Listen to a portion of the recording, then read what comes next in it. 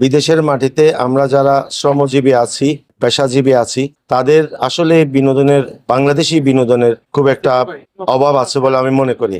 যারা আমার fan follower, যারা আমার ভক্ত, তারা যেমন দেখতে এসেছে, আমিও ঠিক তাদের টানে কিন্তু বাংলাদেশ থেকে উড়ে চলে এসেছি। খুবই আনন্দিত হয়েছি। আমার প্রেজেন্টেশন যেভাবে তৈরি করেছে অর্গানাইজেশন থেকে, সো এটা আমার কাছে অনেক বড় একটা প্রাপ্তি ছিল। আমার জন্য অ্যাওয়ার্ড রাখা ছিল।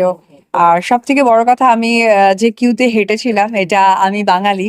আমি যেমন বাঙালি এখন শাড়ি পরেছি, ঠিক তার অপোজিট এটা মানে অ্যারাবিক একটা ড্রেস ছিল, ব্রাইডাল।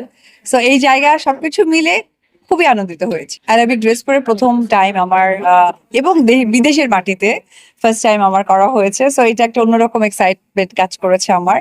আর দেশে করেছি, কিন্তু সেটা আমাদের বাঙালি যে ব্রাইডালটা থাকে সেটা করেছি। সাংস্কৃতিক মেলবন্ধন আমি শুধুমাত্র অ্যারাবিক স্পেসিফিক বলবো না, আপনি যদি দেখেন হিন্দিতেও আছে, আপনি কেরালা যে আছেন সেখানেও আছে। আবার সামটাইম কিন্তু আপনি খেয়াল করে দেখেন যে হলিউডের কালচার গুলো কিন্তু চলে আসছে।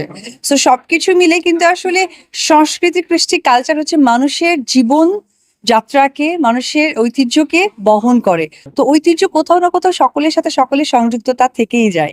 সো এই জায়গা থেকে স্পেসিফিক কিছু নেই, সবকিছুই বহন করছে সংস্কৃতির মধ্যে। এটার বলার ভাষা থাকে না, কারণ যারা আমার ফ্যান ফলোয়ার, যারা আমার ভক্ত, তারা যেমন দেখতে এসেছে, আমিও ঠিক তাদের টানে কিন্তু বাংলাদেশ থেকে উড়ে চলে এসেছি।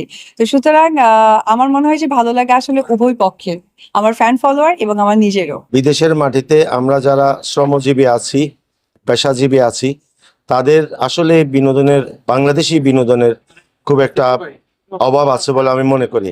সেই জায়গায় বাংলাদেশি চিত্র জগতের স্বনামধন্য নায়িকা যিনি এসেছেন এবং বাংলাদেশি যেসব মডেল বা বিদেশের মাটিতে বিদেশি পোশাক পরে যে ফ্যাশন শো করে মানুষের মন জয় করেছে, এটা অত্যন্ত প্রশংসার দাবিদার। এবং এই জন্য যারা আয়োজক, বিশেষ করে যারা বাংলাদেশি আয়োজক আছেন, আমি বাংলাদেশি কমিউনিটি সংযুক্ত আরব আমিরাতের পক্ষ থেকে তাদের সবাইকে আন্তরিক ধন্যবাদ এবং কৃতজ্ঞতা জানাচ্ছি।